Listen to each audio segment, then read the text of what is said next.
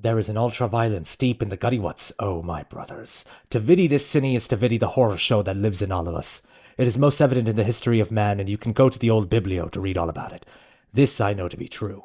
This I know to be awful. Even your old P&M have given up on you. You're left all on your Arinaki. This is Clockwork Orange. I like the little accent you put on. It's so embarrassing. I was writing and I'm such a dork. No. This is it's perfect. It's perfect. It's exactly what I wanted from the synopsis of the movie. So do you know the name of the language that... I forgot. There is a name to the dialect. You found it? So it's Nazat, Yeah. Nazdat, or something like that. It's something that Anthony Burgess kind of came up with. It's like a modified Slavic.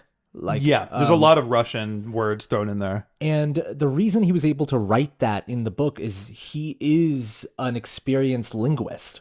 Gotcha. Okay. He knows many languages. He's able to learn them very quickly. So he was able to, and then there was a stunt where he lived in Russia. So he was able to bring that experience. Well, because I've heard people say that because of the dystopian satire, that putting Russian words in their slang has implied communism aspects to it too. Yeah, you can take that as well. Yeah. And it's that's probably an aspect of it. But it was just really fascinating to learn about the author as well, and just be oh wow, this guy's extremely smart. Yeah. I mean, to write a book like this, you got to be pretty fucking intelligent. Imagine just being I just did a language. I just wrote that in. I mean, I feel that's how probably Tolkien feels sometimes when he's when he had to come up with a whole glossary to explain or just Frank Herbert with Dune and George R. R. Martin too. Yeah, these people who build worlds, even though this is kind of you would consider world building in a way. Oh yeah, I mean there's a lot of world building. It's just one story. It's just not an epic, but it is very much thought through. It's funny because I didn't even whoa. Just bump the mic. Yeah. So I watched this for the first time 2 months ago. And just because it was on the Criterion channel, and I was you know what? I've never seen this, and I need to, let's just check it out. I thought you said you gave it a chance when you were younger at one point. Did you, attempt to watch it before? Well, I was going to get to that. So, okay. when I was younger, I attempted to watch it, and I literally just got halfway through, and I was I don't understand what they're saying. That's, the perfect, point to not cut off the movie too. That it's turning off Goodfellas halfway through or something like that. You miss the entire point of the movie. Literally, it's because it becomes what the movie is in the second half, kind of. But I mean, it was disturbing. But on top of that, I didn't get it. I didn't understand what they were saying. So I just rejected the movie. And then 2 months ago, I was okay, I've obviously gotten older. Let's just check it out again. Loved it, and I just kept thinking to myself, thank God for subtitles. Yeah, this is a movie that no one should judge you for watching it with subtitles. Yeah, and I do want to, funny enough, I really want to check out a rep screening of this in theaters when it comes out, because there's always rep screenings of this movie, a lot of Kubrick movies, but this movie specifically, just the way it the music lures you in, and the cinematography, it's all the Kubrick shit that we love. Yeah. That's so immersive. But I'd love to check this out in theaters sometime. Well, yeah, and it's so big. It's so the sets are visually it's so loud. The performances are so loud. Everyone's so theatrical in the way they perform. Literally loud. Malcolm McDowell is kind of yelling all his dialogue. Yeah. Even as when his mom knocks on the door and tells him hey, it's time for school, he's I'm sick, mother. He really exclaims it. But everyone's like that, It's oh, you're getting into trouble, Alex. Yes. They're so weird. Mr. Deltoid. Yeah. So funny. Oh yeah. Yeah. So then he just grabs his crotch. Crazy. But before we get too deep into it, let's do a little intro for the listeners and viewers. Welcome to Movies That Changed Us. I'm Altaf. And I'm Chris. And today we're going to explore how Clockwork Orange changed us. If you're listening to this on Spotify, know that you can also watch us on YouTube at Movies That Changed Us. And we do also have a Patreon. If anyone wants to go check that out, we do weekly commentary tracks on there. Yeah. We're doing Guardians now. Yeah, we're doing the Guardians trilogy. Yeah, at the point of this one coming out, we should be already done with the second one, I think. Yeah, that's probably... Or maybe the first. Who knows? Who knows? So, yes, I watched it 2 months ago, like I said, really liked it. the movie just didn't leave me for those 2 months. I think, like I told you, and I'm not exaggerating, once a week I thought about it. Yeah, there's really nothing like it in terms of tone and how kind of it's not an easy movie to watch. It's not a movie you can just casually recommend to anyone because it's so vulgar, and it's so what's the word, like merciless in what it shows you. But in a movie that is essentially, the movie's about evil, morality in general, but it particularly focuses on evil and kind of man's worst impulses and all that. It shows it in its most visceral, pure form. If you want to do a movie about evil, you have to show evil. Yeah, I think you in the notes put, like, you said that, like, vulgar, disturbing scenes in a movie about evil, evil must be shown in its most true form, and then underneath that you wrote Goodfellas structure. Can you explain that? Yeah, I mean, it's kind of what it sounds like, where it's like, in Goodfellas, Goodfellas isn't, in a weird way, nearly as bad as Clockwork Orange in terms of like how disturbing it is to watch. Mm-hmm. But Goodfellas does the thing where it shows the appeal in a weird way, and kind of shows the fun and games aspect of being evil. And then it shows how your world can come crashing down on you as a result of it. Goodfellas is very much about like how anyone could be lured into this, like how you want to hang out with them. Mm-hmm. And then the second half flips it and being like, well, this is what happens. In Clockwork Orange, it's like this movie doesn't try to make you like these characters at all. Like the first 15 minutes, I wrote it down in these notes. In the first 15 minutes, a homeless man gets brutally beaten. A naked woman is molested, like a fully naked woman too. I was noticed is molested by like 5 to 6 men, Billy Boy and his droogs. Yeah. And something that was like really shocking to me when I was watching it is like there is no like effort to even like slightly cover up how they're holding her. Like you can tell that she's like full frontal and they're just holding her by her thighs and legs and pushing her down. It like feels so raw in a way you don't see in movies. And then the singing in the rain scene. Yeah. Yeah. That is all within the first 15 minutes. So it's like throwing you in immediately. And it's kind of like telling you like, this is it. If you're in for this, this is what the movie is. Yeah. Yeah. Well, I mean, even arguably it tells you what you need to know in the opening shot too. The way it starts off on him and it pulls back and then you just see a bunch of statues of naked women that are literally used as furniture. Yeah. It's the movie's way of warning you immediately, like, of the misogyny. Well, I want to get to that because like, I think it's important for 2 men on a podcast to talk about misogyny. No, yeah, exactly. I know, right? No, but this is a movie that very much is about misogyny too. But I did want to address the fact that I remember when you and I were like watching this movie for the podcast, you were telling me that women in your life, if you don't mind me saying, like specifically your mom and your girlfriend are both like, yeah, no, fuck that movie. Yeah. Not in a way of like discrediting it, but more in just like, I can't watch that. Yeah. And something that I thought about while watching this movie is just like both times I kind of watched it with fascination and intrigue of why are they acting like this? What are they doing?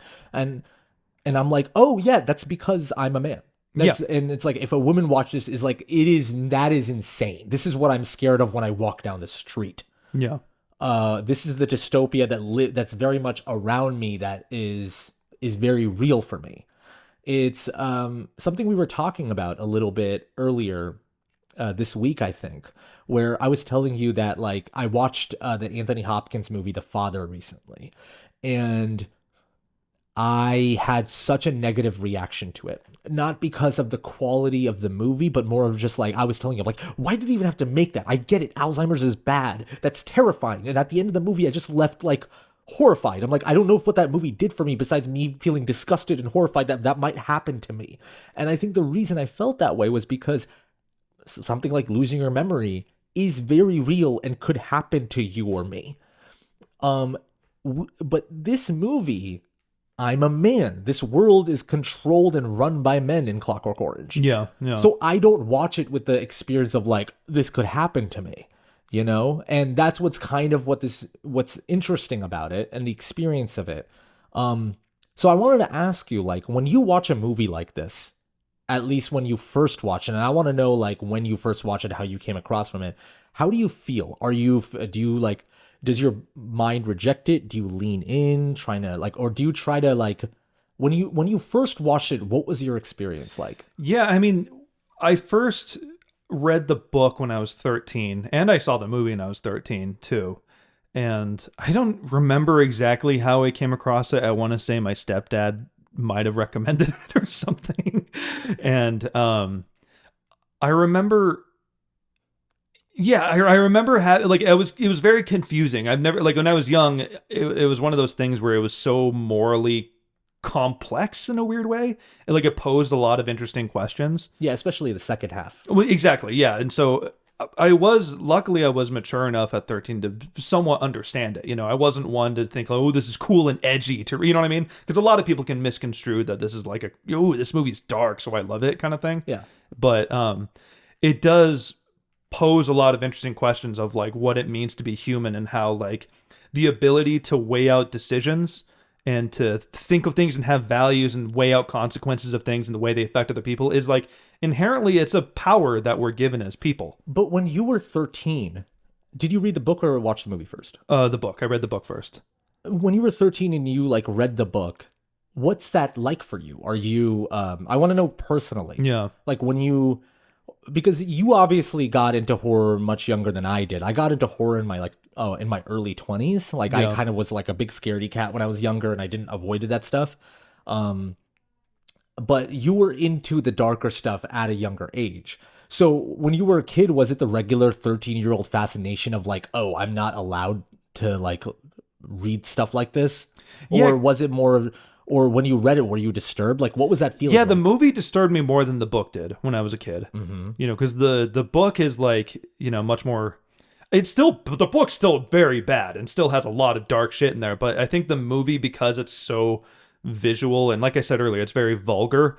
Yeah, it was like a lot for me to take in as a kid. It was one of those things where I was like, oh my God, like I felt like I shouldn't be seeing this. Did you watch it a lot after that?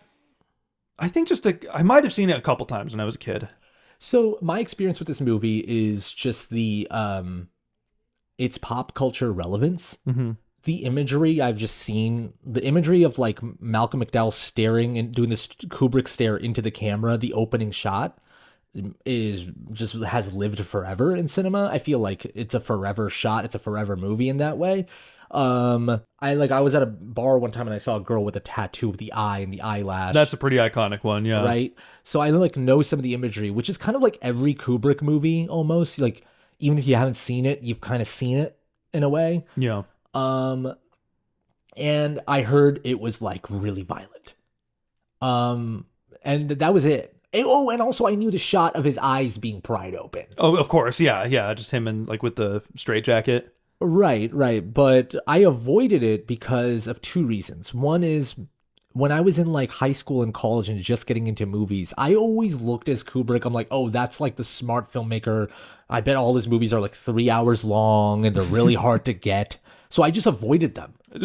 All Kubrick movies? Yeah. Okay. Like I didn't get into Kubrick until like I moved to LA and then started really watching a lot more of his movies. Like I had watched 2001 in college, but like besides that, like Shining, I watched pretty late. I've now like gone back and like filled in those holes, like Full Metal Jacket and all that stuff. Did you see Eyes Wide Shut? I can't remember. Eyes Wide? No, I haven't seen that one either. Yeah, I haven't seen that one, which is funny. I love Tom Cruise, and it's just funny that I haven't seen that one. But I know. But what was surprising about this movie is the fact that it's 2 hours. Yeah. I don't know why I thought it was longer in my head, but it is a tight 2 hours, and all the stuff that they do in those tight 2 hours is kind of nuts. The movie feels long, not in a bad way, but it feels very like a lot happens in it. It feels like you went on this years of a journey with them, especially when he gets out of prison and he sees George and Dim as police officers again. It feels like, whoa. The world changed all of a sudden. And he's not fit for it anymore in a way. But, and also something that made me like avoid this movie for a while was the slang. I had heard that it was like this specific slang. I'm like, well, I think because I had that experience when I was younger watching it and I just rejected it, I just avoided this movie forever. Is it just because essentially that it like kind of took work from the viewer? Yeah. A little bit. But watching it as an adult, like, I don't know what the experience reading it would be. It was really not that hard to get. Yeah. Like I think it helps like when you watch it in a movie and you can just put together context, but The fact that it is slaying makes you lean in, which makes, in general, the movie more immersive. Yeah. But also, I had kind of this take about it where I was like, I think the fact that you can't really quite understand them all that well is the movie's way of helping you kind of distance yourself from the characters. Yeah, that's interesting. Because you're watching them and being like, okay, well, I'm not them. Because I don't talk like that. They are very weird and different. And you feel like, okay, the movie's immersive and it gets you into that world, but there's still a healthy distance where you can still enjoy it. Yeah, that's definitely interesting because like I had my own theory of how the slang enhances the movie too, or book, however you want to look at it. But I always saw it as like the way younger generations talk to each other in a way, and you feel out of touch and out of like you can't control them. That's interesting. And so I think there's something there. The fact that you don't know what they're saying and it feels like, oh my God, these people are a world apart from me. I mean, like, like you can't connect with them because and they're also horrible people. Obviously, they're all evil and monsters. But the fact that they also talk in a very distinct way gives you that element of like that. It makes you feel like they're a different generation that you're not part of anymore. That like you don't belong in this world. You wrote in the notes where you were like, the example of that of the generational gap is opening the movie with them beating up this old man as he's like singing. It's just like, this is a stinking world. And then it cuts to that close-up shot. Oh, yeah. What's so stinking about it? It's one of my favorite shots in the movie. It's crazy. I love the shot right before when it's him singing and then the camera pulls back and you see all of their shadows come in. Yeah. But I mean, such a well shot movie. Oh yeah, I mean, yeah, every frame. It's a fucking beautiful movie. As like fucked up as the movie is, it's a very beautifully shot movie. Like it tells you exactly what you need to know from it. Speaking on the language and feeling like there's a generational gap. I've been kind of feeling that way, and I know you have. We're finally getting closer to being like the generations that looking down on the younger ones and being like, what are they saying? Oh yeah, we're feeling more and more out of touch from our youth. When it used to be us being like, look at those boomers, right? Yeah. And now, like, I think you and I have other day jobs where we're working with younger people. And not only that, but for me, I think I'm basically off social media when it comes to my personal stuff. Like I don't have Instagram, TikTok, or Twitter. I think I only use social media when it comes to nice dude stuff, but even that is very rare. Yeah. So when I hang out with friends of mine that are my age, but when I hang out with friends of mine, a lot of them talk in like memes and stuff that they've heard on the internet. Like, you know what I mean? And I've had this feeling of like, I don't understand what the fuck you're talking about. Like, I remember there was a period where everyone was like, oh, that's my Roman Empire. I'm like, what the hell are you saying? Like, I remember people used to say, like, are you Bible? Like, it's another way of saying, are you serious? Like, are you being truthful? Yeah, like, or when people start saying, this is giving this, now it's a very common, and now we all know. But I'm like, when people start saying, like, oh, this is giving, like, 1980s, I'm like, what the fuck are you talking about? And so, like, I had that. And it's interesting to explore that because you finally kind of get it. You get why, like, boomers can be so angry sometimes. But there is that feeling of, like, when we don't understand something, immediately there's this level of anger that, like, is within us, you know? Yeah, it feels... I think we're hardwired as people to, like, kind of stay in our comfort zones a little bit and to kind of stick with our own, like, whether it's our own age groups or family or whatever, right? And I think it's, like, a defense mechanism, probably, like, inherent from our caveman days or something. But when we see things that are different from us, we see it as, like, a threat. The things that we're not used to seeing. That's why, like, old people, when they see, like, why does he have blue hair? Like, if you're not used to seeing it, then it's kind of instinctively a threat, and you have to kind of mentally bypass that part of yourself. Yeah. You know what I mean? And, you have to, like, see something, like, if you see someone with funky hair, you're like, that's nothing wrong with that. The guy's just expressing himself. You have to kind of train yourself sometimes. Yeah. A little bit, because we just have, like, a weird little instinct there. A lot of us do. I'm not saying everyone does, but, it's probably natural. You have to be more conscious about it. Exactly. Yeah. So I want to also talk about the constant through line of art and sex in this movie. Sure. It the way it uses it, the way that like almost all the sets are like filled with like sexual imagery. Well, Alex's room specifically, it has a poster of Beethoven, and then it has like this woman spreading her legs. Yeah. And then there's like literally just like a penis like ceramic statue. And the way this movie's using it is like it's forcing it down your throat. Like it's showing you all these things. That's a funny way to phrase it. I know. When I wrote that in my notes too, I'm like, wow. Like I didn't mean to do that. But it's like forcing it down our throats. Both like Beethoven, this is beautiful, lovely Ludwig van, and then it's forcing down sex, and it's implied that he's masturbating to it too. He's slooshing. I remember he says. And it's showing how these things coincide with each other. It's showing how these are the most pleasurable things in life. Beethoven is prestige and artful, and sex is great and pleasurable, and it like helps us reproduce. And it gives you power too. And it gives you power. I think that's probably one of the biggest things that the movie wants to explore with its sexual imagery. But these are also two things that can cause harm and cause violence.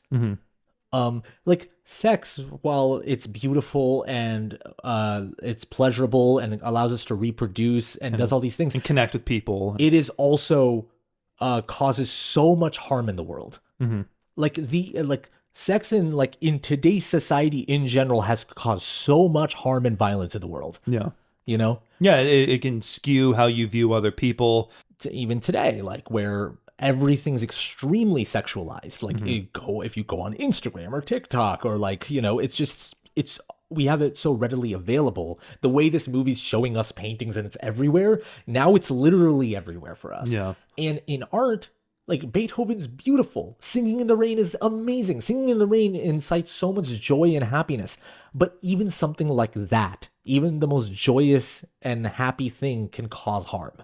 Yeah. And I think that's the thing that really stood out and disturbed me. Well, and even like obviously the famous bit is like the penis statue, the wobbling penis statue that he uses to murder that woman.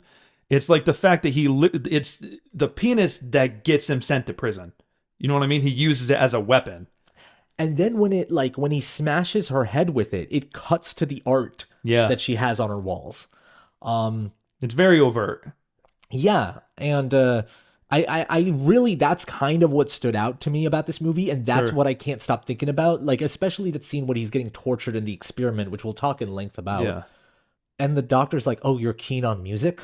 Yeah. Like, he didn't expect Alex to be listening to Beethoven. Yeah, they just saw him as like a pure degenerate. Like, why would he like beautiful, classy music? But then Beethoven ended up being poison to him. Yeah. Well, and also like all of the droogs wear those like cricket cod pieces too. There's like constant like kind of, I mean, I think it probably shows more penis imagery than it does like, vagina imagery more often. Yeah.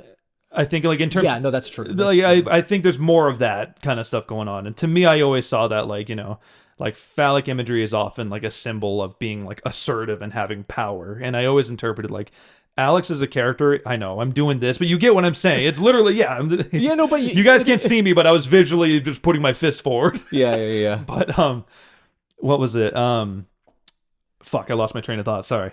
I'm sorry. No, you didn't do that. Oh, this is what it was. Is that like, I always interpreted Alex's character as like kind of a demonstration of humans' worst impulses. Yeah. He's someone who just takes what he wants, hurts whoever he wants to hurt, fucks whoever he wants to fuck. Yes. And basically to me, I always interpret it as like unchecked toxic masculinity in a way. Like if in the most pure, like with no consciousness and no decision making really involved, he just does what he wants. Well, it's what he's telling Dim when he's sitting on his lap and he's just like, if you want it, just take it. Exactly. Yeah. And so it's kind of like, throughout history, old school Vikings and tribes and shit. That's what they fucking did, I love Malcolm McDowell in this movie so much, by the way. I just want to shout him out just because like, it's like in any Kubrick movie, whenever you watch a Kubrick movie, at least in this era, you've never seen performances like this. Like the way people are acting is like in a certain frequency that only Kubrick can bring out.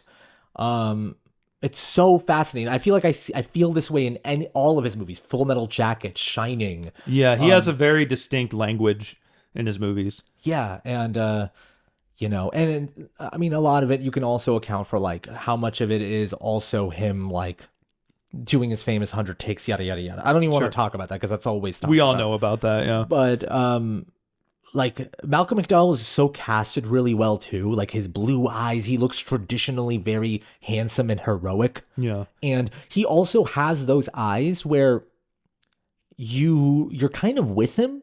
Like he's doing all these horrible things, but when he does get arrested and he's in the prison system, you now are suddenly rooting for him in a way. And I feel like you need to cast the proper face and the proper eyes to do that. Yeah, because I don't know if like I found myself rooting, but I was at least like invested and interested in watching what would happen. I felt very complicated during the entire process of the movie when I was first watching it. Yeah, because he's an interesting protagonist. Because like we all know he's a monster, but he's also very charming and also smart too. Like he also has his own code and believing in loyalty among his friends. And he has certain things that are there that still make him like feel three-dimensional and is really weird. Well, I was going to say that. So we recently watched Beverly Hills Cop, and I've been thinking about this movie forever because I'm like, why do I love Eddie Murphy's character so much? And I think in any movie, if you make the character smart, if you make the character loyal, and if he has a face and eyes that immediately pulls you in, the movie's going to trick me into liking him. I'm immediately gonna be with him. And I think that's what's kind of fascinating about this movie is that when I first watched it and I felt myself kind of rooting for him, especially when he's going through those experiments. And then when he gets out into the real world and can't handle it, I suddenly feel sorry for him. And then, when he gets to that house of the writer, I don't want to jump ahead or whatever, but when he gets to the writer's house again without knowing it's the same house that he did the Singing in the Rain sequence in. Yeah. I suddenly am hit with that reminder of like, oh yeah, no, wait, he's a monster. Yeah, you're reminded of what he did. And it's a brilliant thing that the movie does, right? Because like, to make a character that despicable in the first like 40 minutes, and for me to like have that switch towards the middle, and then for me to be reminded again with the same jolt that writer's reminded of when he hears Singing in the Rain again and thinks of his wife. Yeah. You know, that's like filmmaking, man. That's like that's what movies can do. Yeah. And when you watch his world crumble, right when he's let out and he's, you literally can't function essentially. And people start exploiting that for their own gain. Yeah. He becomes inherently kind of a victim the same way he victimized others, So, okay. I want to talk about that for a second because like, where do you want to go from here? Do you want to talk, because I think in order to get to what you were just saying of how he becomes a victim, we also need to talk about like how this movie's very much about just the prison system and being institutionalized and then being thrown out into the real world after you've been in prison for a while, and the institution that put you in there not preparing you for the real world again. Yeah, that's interesting because like that's definitely very much a part of it, and I always saw it as like also an examination, a lot of moral philosophy involved, of like keeping people in line. Does the end result matter more than the intention that's inside of them? Like forcing someone to not do good. At face value, you can look at it as, and like, no, you lose that privilege to choose because of what you did, and there's one less criminal in the world now. That's kind of how the system looks at it, So exactly, and so he gets he gets arrested after all his droogs are basically done with him. I just want to make it clear, we're not going to talk about I want to talk about every single scene. We might not get to every single scene because this is a short podcast, but yeah, he just to skim through some big moments though. He beat up all the droogs by the river in that iconic shot, you know what I mean? And then they're basically done with him. They trick him, crash the milk bottle on his face, and he gets arrested and is thrown into prison. When he gets inducted, his like whole like ceremony of just what's your name? You'll call me by sir. That prison sergeant, I'm gonna name I'm gonna get his name right because cool. Chief Guard Barnes, played by Michael Bates. I don't understand how he didn't lose his voice by the end of this movie. Literally screaming every line of dialogue. Yeah. Can I just say like what my favorite line from him is? Yeah, go for it. I have it. Where is it? I have it in my notes somewhere because I laughed. I've seen this movie now 3 times in preparing for this podcast. Cool. And every time he said this line, I fucking died. So when he's like signing the papers for his experiment and he like wants to ask like one question, subtly like the prison guard interrupts him and says, "Shut your filthy hole, you scum!" But okay, so this long induction ceremony, I couldn't believe how long and drawn out it was. Yeah. Take out your stuff, stand behind that line, put down your clothes. It's so like, it's a scene that just wouldn't be in any other movie. Yeah, it just walks you through just the whole process of processing him. But like to show it all like that it was just interesting to me. It's like, obviously there's the obvious like dehumanizing him. You're going to be going by this number, but there's also this level that when it comes to the satire element, it's all like, I also felt like it was very much like making fun of how like meaningless and pathetic this prim and properness of it all is, of just like, yeah, I'm from the CFE. You mean the Church of England? Yeah, exactly. And he's like, you'll go by this number, and it's so specific, and it shows him checking his like ass and everything. Are you a homosexual? No, sir. Yeah. And he's kind of proud of it. It shows how like pathetic and weird this all is too. Yeah, and also the fact that Alex is so cooperative with it the entire time. That like he doesn't cause any trouble the entire time he's in prison. But he's only doing it so he can get out early and get back to what he was doing before. He's not really learning anything, the whole time. Well, and so to me, I was just gonna say like that's what's interesting though, is like, and I was gonna ask you this question if you don't mind, is that like, do you think that the internal always matters, like your intentions, or do you think it's only your actions? Because like, it's like the Batman Begins quote when he says, it's not who I am inside, but what I do that defines me. Like, do you agree with that? Okay, so something that I felt throughout this entire movie, especially this prison sequence when he's like reading the Bible and suddenly like sees himself as the one whipping Christ. Yeah. He learns exactly the wrong lessons or he gets interested in the wrong ways in the Bible. I kind of, at least, I could be wrong here, but the way I was viewing that stuff is what I think what this movie's trying to say, or at least what I felt, and what really disturbed me was the thing that's inside, the violence, the ultra violence, the darkest parts of us, that's in all of us. Like those urges are in all of us. And obviously it exists on a spectrum, and obviously some people externalize it in different ways, but it's there. Yeah. And I think in this sequence, it's trying to show that like Alex being like, I can't get rid of that. Like, even when I read this, I am seeing myself whip Christ, and I'm seeing myself having grapes being fed by these naked women. Yeah. All I can think of is sex and committing violence. That hasn't escaped me.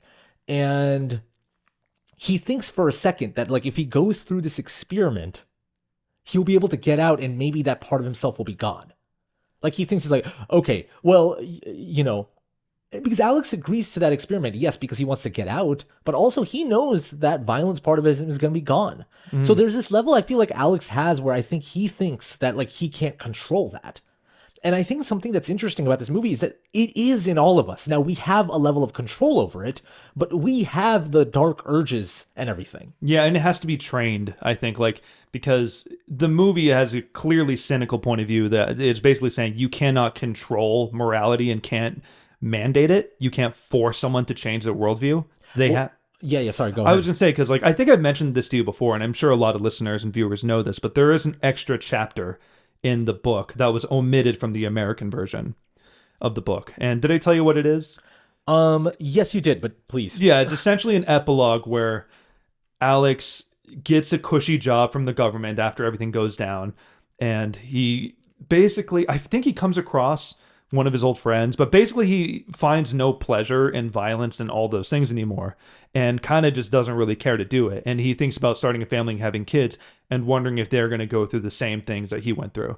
And so basically, though, it has more of a message of like, you have to want to change in order to change. People, outside forces cannot make you change. Right. You know what I'm saying? Like, because like you said, we all have that violence, but we have laws that mandate that, because as fucked up as it sounds, if there were no laws of prison, sentences for murdering people, or probably be a lot more murders. Maybe that's debatable in terms of human nature, obviously. I mean, like, there's laws for a lot of stuff, and there's still like massacres happening. Exactly. So it doesn't totally do it. Not everyone cares about laws, but that's... I think it comes down to the fact that it can't be government law that decides if you do the right thing or not. It has to be the choice made within you. It can help mandate it, it can help control it, but the people who are going to do it are still going to do it. Well, I was reading about one of a modern philosopher named Immanuel Kant, and he's... Sorry, what's his last name? Kant, like Kant. He's German. Right. And I know, right? You're one letter off, motherfucker. Fucking tread lightly. But and there's a lot of his beliefs and teachings that can fry your brain if you look a lot into it. But one of his big beliefs at face value was like, one of the biggest, most profound ways you can change the world and improve it is being kind to yourself first and foremost, like being the change you want to see. Because you could get like the things that you do for other people have different value to different people, right? If you gave like $1,000 to Mark Cuban as like a gift, like that's nice, but it won't really do much for him. He won't really care, right? But if you gave $1,000 to someone else, that'll mean a lot more. And so basically what the philosophy was, like, being kind to yourself and actually like being the most honest and happy has a bigger ripple effect on those around you, which has another ripple effect to them, around them. I feel like that this movie doesn't really give a shit about that, though. No, but I was just gonna say, get you, but I don't really think the movie cares about that. Well, I was going to say, except the book. That last chapter of the book does kind of have that. You know what I mean? Like, it's about the self at the end of the day. Other people cannot force it. It is the interesting thing about Kubrick to me, though, because in The Shining, like, I think Stephen King talked about it, is like, it's very much leaning towards the main Jack Torrance's alcoholism. The original book you're talking about? The book, yes. Yeah. And it's more about just like what this does to this man, and like why he is who he is and why he wants to change but can't. And in the movie, it's very cold, and it's just like, this guy's already a monster, and he doesn't want to change, and that's what's terrifying. Yeah. And the families are his culprit. Like, it's like Kubrick always does this where he's just like, yeah, but like, sure, like, be the change you want to see in the world, but like, we don't fucking do that shit. And history will tell you we never do that. Like, there are good people, but the people that hold and wield power are going at it with like as like, what's the end goal? What's the bottom line? Yeah, and it, obviously, like, morality evolves throughout history. Like, things that were considered socially acceptable and normal back in the Bronze Age are no longer done now. People used to get stoned to death for the smallest things back in the day, and no one cared. Everyone thought, like, oh, yeah, that's how it's done, And so I do think that, like, through discussion, over hundreds or thousands of years, things obviously slightly evolve. But at the end of the day, the context changes for certain things. Like you said, there were always CEOs and politicians and big people in power, like you said, that have that do not give a shit about people. Because I watch this and I'm just like, I have a very cynical point of view, and I'm just like, there is no cure. Yeah. Like, we will always just have to this. put him away, essentially. That's the only thing you can do, for someone like that.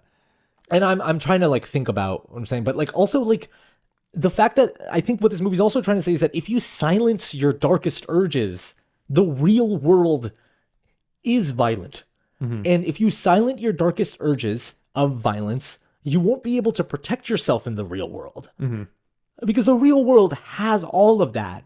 And there's a part of you that needs to wield that to your advantage. Like, I think there's a very cynical point of view here that it's actually very real. Like, if you didn't, as humans, have those instincts, then you wouldn't survive. Well, yeah, and you lose your humanity. You lose what it is to think and make decisions. Like, that's one of the most important gifts we're given. And there is this like bottom line point of view that this movie has from the people who have leadership. The post-correctional officer who's like in charge of making sure Alex does the right thing because he's been in and out.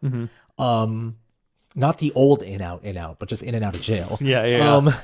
But he's like being like, Alex, you will have a black mark on your name if you mess up again because I'm responsible for you. Yeah. It's always like, like, you're going to ruin my reputation if you do the wrong thing.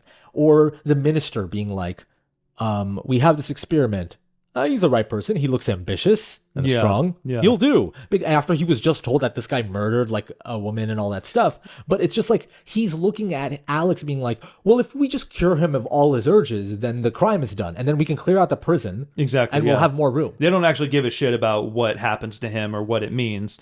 And even they only took care of him because of the media, because everyone found out about this experiment because he got famous from it. They would not have given a fuck about him if nothing came out of it. They got rid of the writer. Yeah, who exactly. was abused. And he was just like, we put him away. Yeah. He's like, where is he won't be disturbing us. Yeah. It's so dark. Yeah. So I think I wanted to ask you that because I feel like you, like when you watch this movie, do you feel that uncomfortable cynicism seeping through you? Because I definitely do. When I watch this movie, it's like, I think the reason why it stayed with me for the 2 months after I did was because it made me very uncomfortable about the world around me. Yeah, well, I mean, that it wants to, right? Like, I think a lot of it is, it asks a lot of questions and doesn't give a lot of answers, of like, how do you, like, what would you do to control someone like that? You can't really, but at the same time, if you don't control it, people are going to get hurt. Other people get hurt because of him. And he's, he's dangerous to have around and your city isn't safe.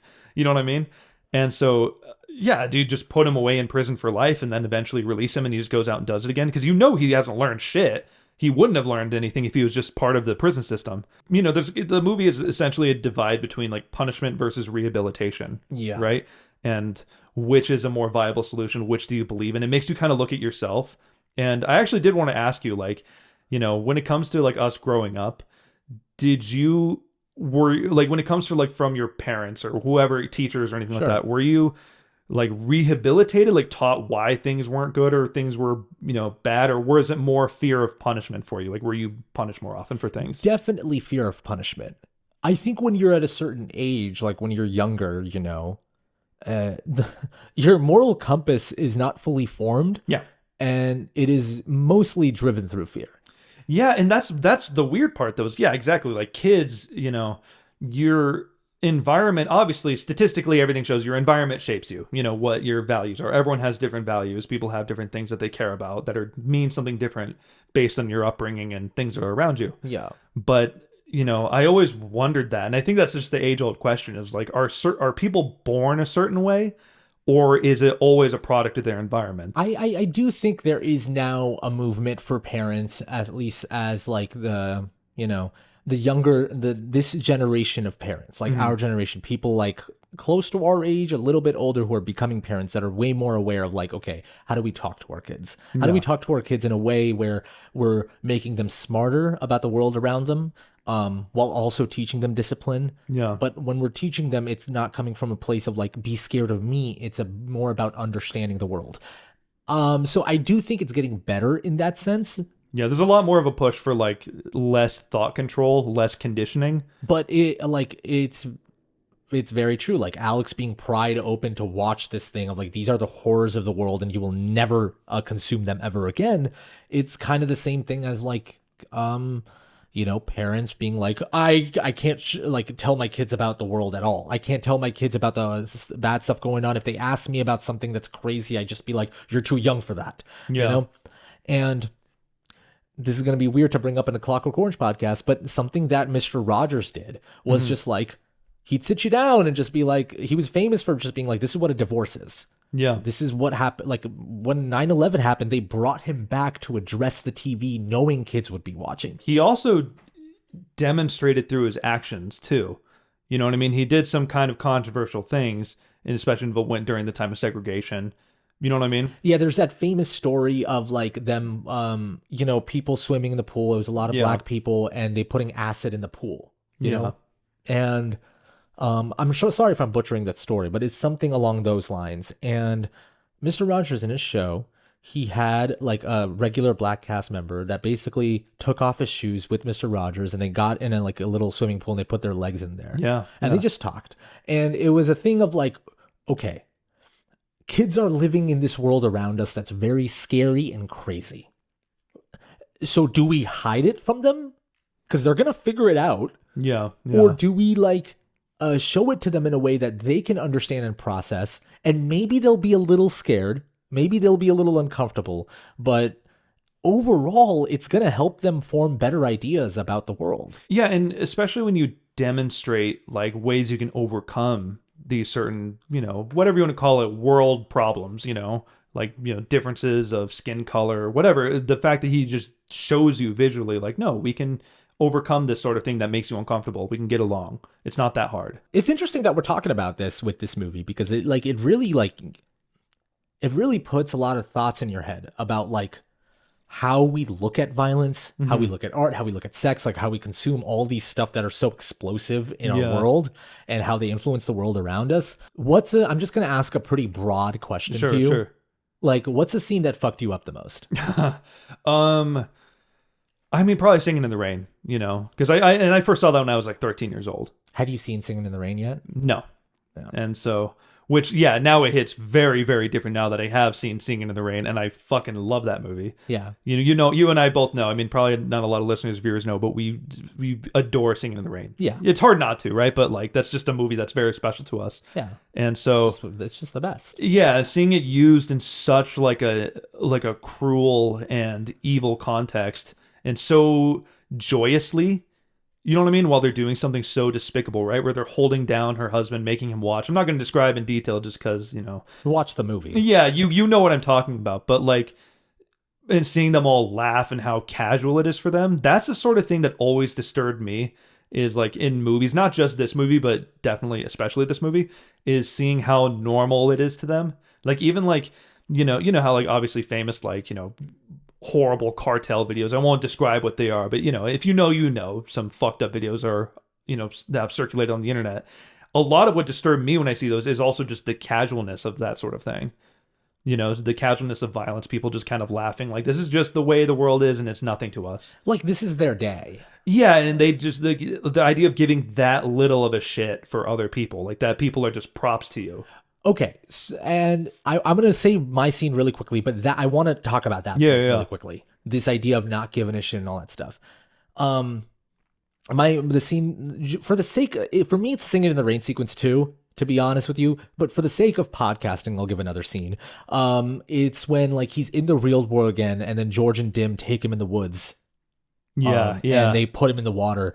What blows my mind is that's a one shot. He's actually in there. Yeah. That is like that's what sucks about it. Is that fact that like you're watching the actor do it. But it's so much more effective as a result of that, though. It does not sugarcoat, because there's always that suspension of disbelief. If it does like a cut to inside while he's like waving his head drowning, it would have kind of. It makes you feel like you're watching a movie, where this is making you feel like you're watching this nature documentary in a fucked up way. Or like special effects or something like that. Yeah. Yeah. All the violence is kind of shot like that too. I mean, there's some scenes that are in a fucked up way trying to make you also laugh in a way, like when he's holding the ceramic penis and he's kind of circulating. Yeah, well, and the way how he taps it, how it wobbles side to side. Yeah, right. But like a lot of the violence is shot in this like these wides, Yeah.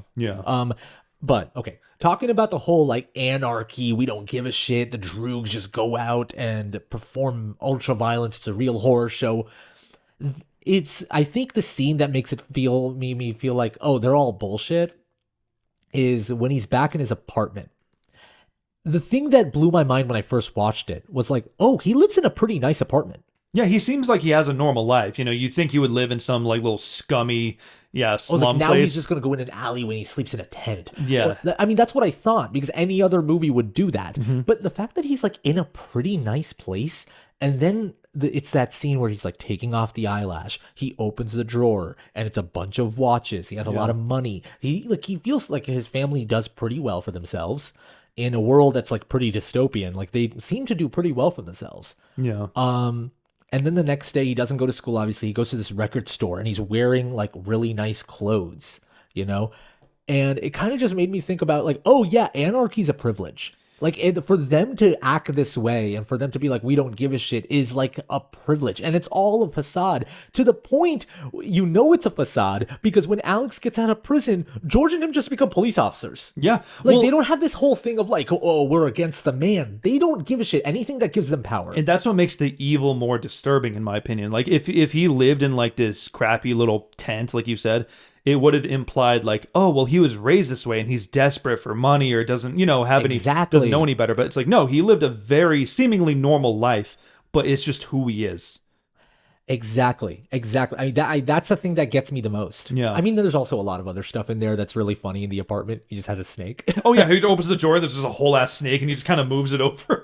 The editing of it, the like editing / montage of just like the cutting like different parts of the statue with the music. Oh yeah, that's a brilliant scene. That's just some cool with like shit. explosions and stuff, right? Weren't there like a lot of B-roll used from like war footage and stuff? It's the whole thing of just like art, sex, and violence. It's all coming together. Like it's all one thing that it causes the most pleasure and the most harm. It's beautiful. It's the most, it's the overindulgence. Okay, so while we're here really quickly, and I'm trying not to do the thing where I'm just naming scenes, but like I just want to talk about it. Yeah, we just need to compartmentalize into like shout outs. Record store.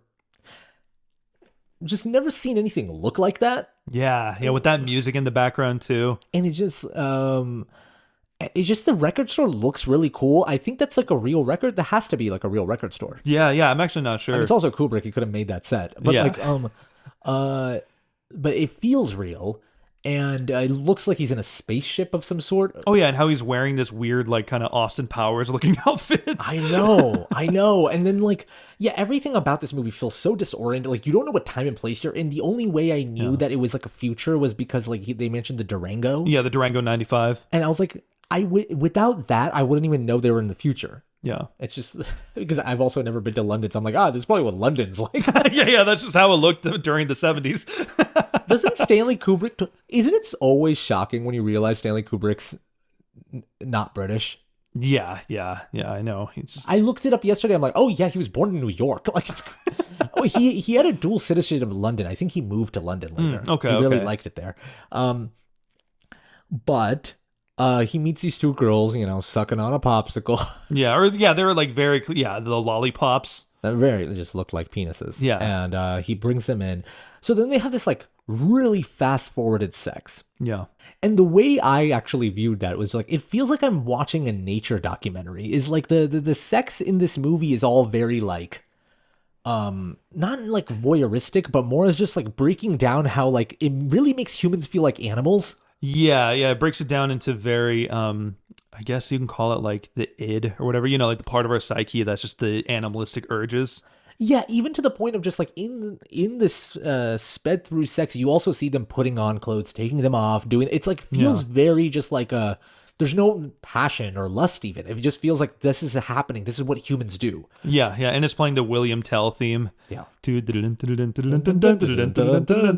actually a trailer for the movie that uses that, where it's a bunch of rapid cuts through different scenes, but playing that music, and it's just cutting. But between the cuts, you see little text. Sorry, what trailer? For Clockwork Orange. Oh, okay. There's a trailer for Clockwork Orange where it rapidly cuts between different little images, but between is like text quoting like brilliant, disturbing, shocking, but it like flashes through them really quick while you're gives you the feeling of like watching the movie. Yeah, and it captures it really well because you're like, oh my god, this is so disorienting, like you even said, Yeah, this movie really looks like nothing I've seen before. It just feels like nothing I've seen before. Yeah. Really crazy. I mean, it came out in 1971, and all these years later, I'm like, I still haven't seen something like this. The only person that's gotten close to this kind of feeling of just like showing it and giving you that just that gut feeling of disturbance is probably Ari Aster. He's pretty good at that. Yeah. And very different stylistically, but he does show like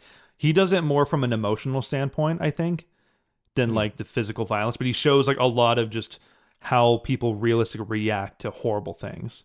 Yeah, totally. It feels so raw at times. Oh yeah, and like in similarly the way Kubrick does in Clockwork Orange, like Midsummer, Hereditary, like we've talked about how they're kind of like they're funny in a way too, in a very dark way. Yeah, like in moments you don't expect in their performances, like you don't know whether to laugh or be scared. Super interesting, just that comparison. Yeah. But I think let's start talking about the ending. Okay, cool. So he's in the real world. It's not going well for our boy Alex. He's going through some shit. I mean, he literally goes to his old P&M's place, and there's like another guy living there. Oh yeah, and he like hates Alex too. He's telling him like, "Oh, I know what you did." And the thing that's like so cool like about the movie is that he's not wrong. Yeah, but like Like- when you're watching it as a viewer, you're like, dude, get the fuck out of there. I know from Alex's perspective, it's like terrible for him, but also at the same time, like, Because this guy's a monster. yeah, and his parents do deserve, someone else that could be kind to them. I mean, that yeah, they could be proud of. I say it a lot, but that's the magic trick of this movie. It's like when I'm watching it as just a viewer, I'm like, Yeah. bro, that's Alex's place. And yeah, you're like, you're second guessing. You're like, do I feel sorry for him? But Like, when you zoom out, this is better.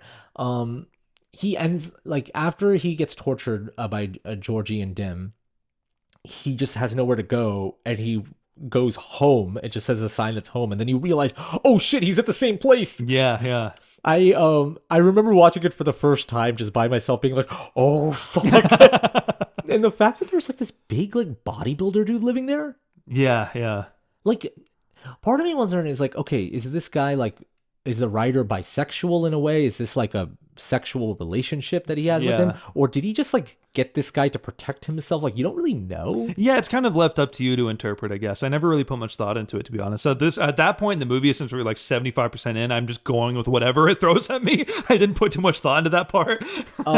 This actor's okay. I need to shout out this actor because it's super important to me. The writer? The actor who plays the writer. Yes. Yeah. I have it in my notes right here. Okay. So the character's name is Frank Alexander. Actor's name is Patrick McGee. So he hasn't been, doesn't recognize him, but recognizes him from the newspapers. He's like, oh, you're the person they put you through the poor experiment through. We need to fight against that. He's like against the minister's ways of like, how dare you torture him like that, right? And then Alex is in the bathtub. Mm-hmm. And the dumbass starts humming Singing in the Rain. Yep. And the shot of it cutting to the writer realizing what he's hearing and has that sense memory. And it's that, like the undershot. I don't know what to call it, but it's a shot right under, the camera's right under him. Yeah, just a low angle shot, I guess. But it's the same shot from The Shining. Yeah. When Jack Torrance is trying to get in the door. It's literally the same shot. Oh, yeah, it is. Yeah, totally is. But it's him just like fucking wonking out, like his eyes bugging out, just because that's like what the song is to him. That's when the movie really clicked for me, when I was like, man, they made Singing in the Rain, the most like pleasurable song, turn into that for him. Yeah. And for now, the audience, like you, after watching this movie, when I hear Singing in the Rain, I think of the horrible shit that Alex did. Yeah. And it's just like what's more immersive in a movie than that? Yeah, the movie kind of conditions you with it too. You think of Beethoven that way in a way. You can at least. No, totally. Yeah. And now this is when like the movie like fucking comes to life. Yeah. Because Alex is just eating spaghetti alone. And the bodybuilder like takes like Frank, the writer, carries him down the stairs. Again, all in one shot. Very impressive that they got the guy that was strong enough to do that. Yeah. They sit him down, and that actor is just fucking staring him down. Mm-hmm.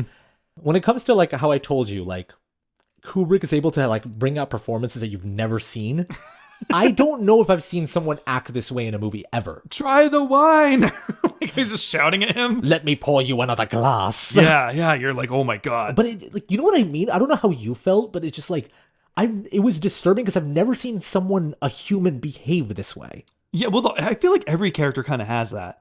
You know what I mean? Like, I feel like no one really behaves that way, but it's still, because it's in such a weird, bizarro world, you're willing to go with. You understand the nature of everyone. Maybe, but you know what's interesting though? Maybe someone would behave that way if their wife went through that, and when they realize that's the person who did that to his wife. Yeah, there is this raw feeling about it where you wouldn't know how to like hold yourself. Yeah. He's just fucking staring at him. Like there's this. Yeah, the whole time his face is like red. He's just gazing at him. And Alex is like, yeah, I was listening to Beethoven, and he just like looks at him and he's still staring. Yeah, he's clearly like Alex is clearly getting more nervous at this point too. I love Alex's specificity. He's like Ludwig van, so it's L-U. I know. He's like, don't mess this up.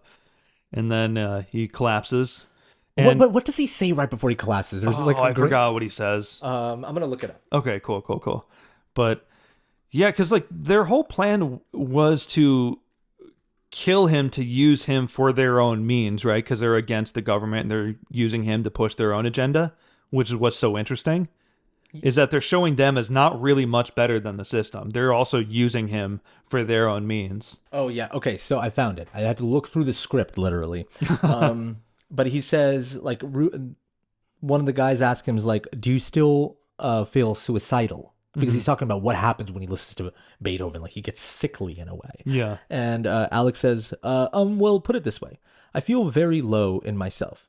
I can't see much in the future, and I feel that any second something terrible is going to happen to me. Bam. Yeah, that's right. That's right. But then what's brilliant is that this writer is so staunchly against the minister's ways, but he uses that same shit against Alex. And it's the feeling going back to tying it all back together of just like that violence, that ultra violence lives within us. And some people can tame it, but everyone has their triggers.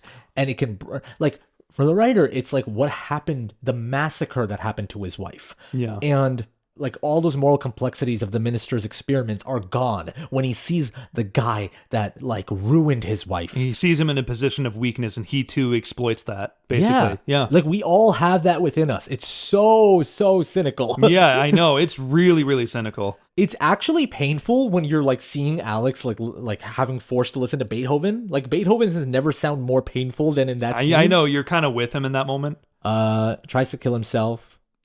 Fails. Yeah. Is deeply injured in the hospital. And it's that shot of like that wide shot of him in the hospital. Next to him, there's curtains, and you hear like him moaning in pain and another woman moaning. Yeah. And then it's a nurse coming out. Again, the whole violence and sex thing. It's like crazy how it's like everywhere. Yeah, then they basically double check to make sure he was quote unquote like cured back, or that the effects are undone, when they give him that little moral test asking, what would you say? There's no wrong answer. And it's like, this person wants to like give you back his watch that you sold to him. You know what you can do with that watch? Shove it up your ass. Ha ha. He just starts laughing. Like it's still in there. Yeah, but he's like psyched to be able to be like a dick again, basically. Like it arguably made it more empowering for him. Like he enjoys it more than ever. Well, I mean, I think the scene that is the movie is the minister coming in. Yeah, yeah. And like the minister literally feeding him. And it's like this like power being exchanged in a way. Well, yeah, because they're kissing his ass now because they don't want their government to fall apart because of what they went through. So they're just going to give him a cushy job and make sure he's taken care of.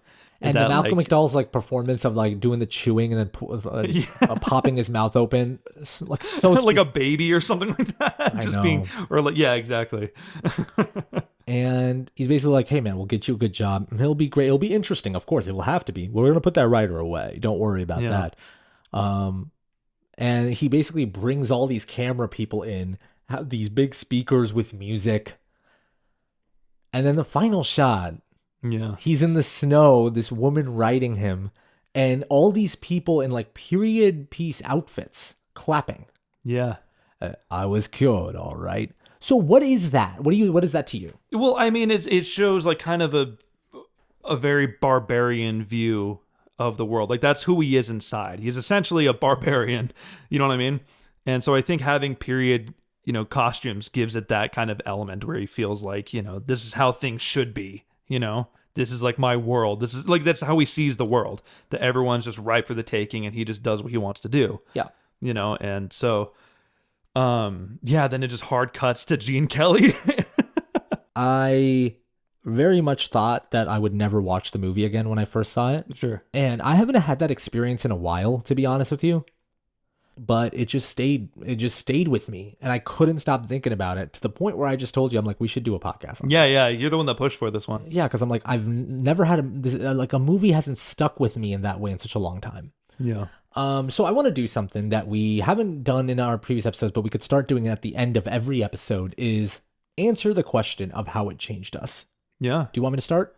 Sure, go for it. How did A Clockwork Orange change you? Let me pull up my notes. Oh, you don't know? No. Shut up, man. Like I said, I didn't know I could still be disturbed in this way, at least by a movie. With all like the horrible stuff that goes on in the world all the time. Mm-hmm. But it feels so loud right now. We're living in an election year where so much has happened in the past 5 years that have basically changed the course of how we interact with each other, that I felt like I'm gonna watch movies now feeling a little bit cold towards like the disturbing stuff. Like fiction won't really have much of an effect on you. And Clockwork Orange did.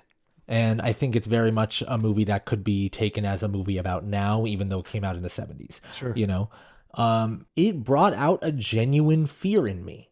That was basically what I have kept saying throughout this entire podcast, which is all humans have the darkest urges. Mm-hmm.